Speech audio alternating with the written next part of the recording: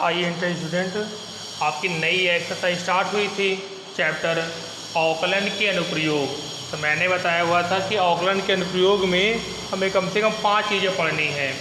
तो पहला टॉपिक मैंने क्या स्टार्ट किया था, स्पर्शरेखा एवं अभिलंब। तो उस दिन आपके इससे नेक्स्ट आपका सारे फॉर्मूले लिखवा दिए थे स्पर्शरेखा और अभिलंब के। आज से आपकी एक्सरसाइज स्टार्ट हो रही, ठीक है। तो अवकलन के अनुप्रयोग का मतलब है कि काम आपको वही करना है, आपका अवकलन केवल लास्ट में फॉर्मूला अप्लाई होना है। जैसे ये 2 क्वेश्चन है, तो ये आपका क्वेश्चन दिया, इसमें क्या करना है आपको, इसमें पूर्णता निकालनी और इसमें भी पूर्णता निकालनी है। तो जैसे ये आपका वक्र दिया हुआ है, तो पहले इसका डिफरेंशिएशन कर लीजिए और फिर x बराबर 4 पर, x बराबर 4 पर, तो जहाँ पर x की वैल्यू है वहाँ 4 लगा के सॉल्व कर लीजिए, तो 764 आ जाएगा, ठीक है। हमें नॉर्मली आपका डिफरेंशिएशन करना है और यहाँ पे लिखा है x बराबर 4 पर, तो x के स्थान पे क्या करिए, आपका 4 रख के सॉल्व करिए, इसी पूर्णता होगी।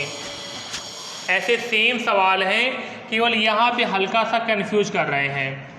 तो ये जो आपका लिखा हुआ आपका x निर्देशांक 2, इसका मतलब है कि यहाँ पे ये s की वैल्यू दी हुई है। ये भाषा सवाल यही है, लेकिन ये भाषा लिख करके हमें कंफ्यूज कर रहे हैं।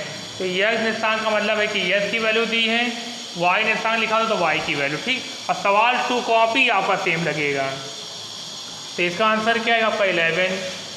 ये आपका क्वेश्चन दिया हुआ है, ठीक है, और इसका अभिलंब की पूर्णता।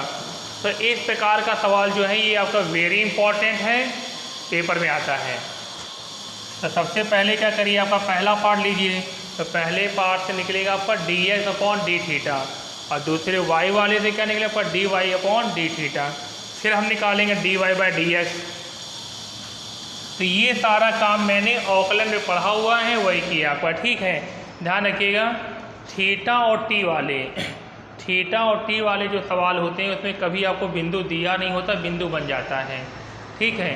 जो थीटा और टी वाले आपके सवाल होते हैं उसमें स्पर्शरेखा अभिलंब में कभी आपको बिंदु दिया नहीं होगा, बिंदु आपको पता चल जाता है। जैसे बिंदु, तो बिंदु क्या होता है आपका x, y।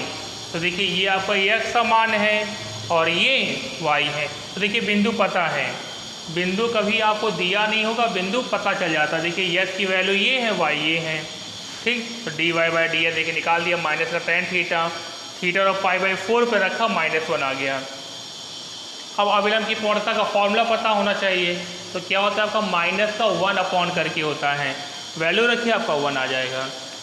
तो ये जो मैंने आखिरी में क्वेश्चन बताया हुआ, ये आपका वेरी मोस्ट इंपॉर्टेंट है, ऐसा क्वेश्चन आता है श्योर आपका, ठीक है। सेम ऐसे सवाल आपका टी करके बन जाएगा, तो सेम तरीका लगाने का। तो आज से आपकी वेरी इंपॉर्टेंट एक्सरसाइज और थोड़ी सी कठिन एक्सरसाइज स्टार्ट हुई है।